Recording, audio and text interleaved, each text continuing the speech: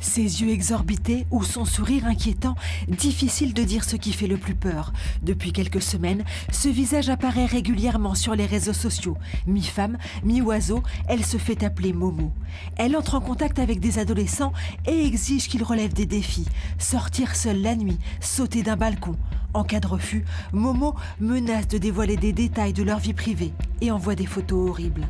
Une pression que n'aurait pas supporté cet adolescent de la Guerche. Il s'est suicidé à cause de Momo, son père et sa sœur en sont persuadés. Mon petit frère s'est fait piéger par le Momo Challenge et il s'est donné la mort. Il faut des témoignages pour que cela s'arrête. Une enquête a été ouverte pour déterminer les circonstances de la mort. Depuis cet été, les autorités alertent et invitent les parents à la vigilance. Tout changement de comportement peut être un signe. Est-ce qu'il s'isole beaucoup? Est-ce qu'il cache des choses? Est-ce qu'il est un peu plus secret que d'habitude?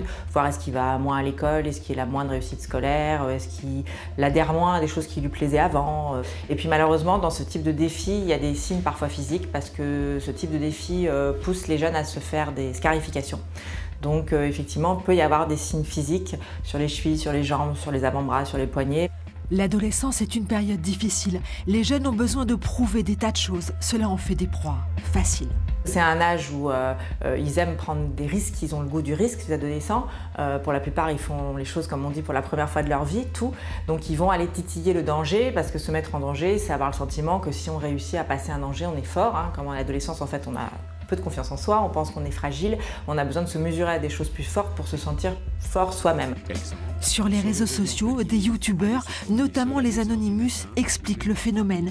Momo n'existe pas, mais il y a bien quelque part des hackers mal intentionnés.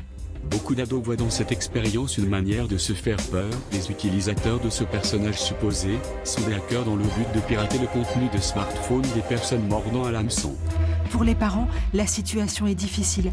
Parler, c'est attiser la curiosité. Interdire, c'est donner envie. Mais face au Momo Challenge, disent les professionnels, il faut informer, prévenir. Il n'y a pas d'autre choix.